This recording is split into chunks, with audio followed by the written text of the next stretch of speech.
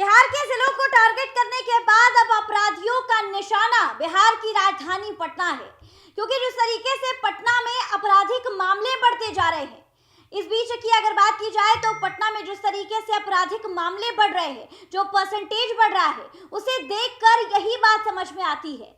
देखिए, बड़ी खबर पटना से निकलकर सामने आ रही है, जहां पर एक नाबालिग बच्ची के साथ गैंगरेप किया गया है। और इतना ही नहीं, बल्कि गैंगरेप करने के बाद बेरहमी से उसके साथ दरिंदगी करने के बाद चलती गाड़ी से उसे फेंक दिया गया। नमस्कार, आप देख रहे हैं देशवा न्यूज और मैं हूं आपके साथ अंजलि तिवारी। देखिए, बिहार के मुखिया सम्राट चौधरी के एक्टिव होने के बाद और अपराधियों को बड़ा संदेश देने के बाद भी आपराधिक मामले पटना में और बिहार के जिलों में कम होने का नाम नहीं ले रहे हैं। देखिए, ताजा मामला पटना से सामने आया है, जहां पर एक नाबालिग बच्ची के साथ पहले गैंगरेप किया गया और उसके बाद चलती गाड़ी से उसे फेंक दिया गया।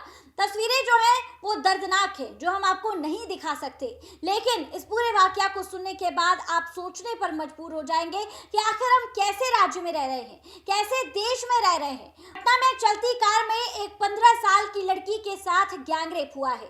1 मई को अपराधियों ने लड़की को पटना जंक्शन से उठाया था।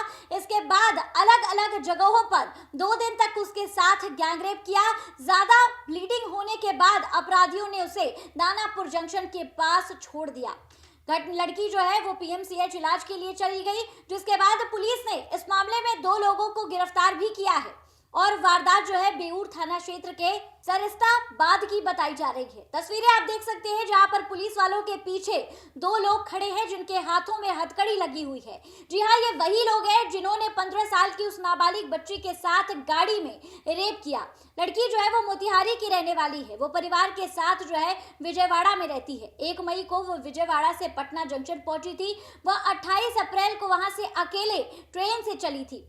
ट्रेन से उतरने के बाद उसका मोबाइल चोरी हो गया। वो स्टेशन पर बैठकर रो रही थी। इसी बीच एक युवक ने उसे ऑटो से गांधी मैदान लेकर आया, जिसके बाद फिर कार में पटना घुमाते हुए गैंगरेप किया। शाम को उसे सरिस्ताबाद ले गया। वहां तीनों युवकों ने उसे बंधक बना लिया और उसके बाद रात भर उन लोगों ने सामूहिक दुष्कर्म किया। 2 मई को कार में घुमाते घुमाते दुष्कर्म किया। शाम को मुख्य आरोपी विकास उसे दानापुर स्टेशन के पास छोड़कर फरार हो जाता है। कुछ देर बाद विकास जो है वो स्टेशन पर वापस वहां पहुंचा। उस लड़की को धमकाते हुए नजर आया।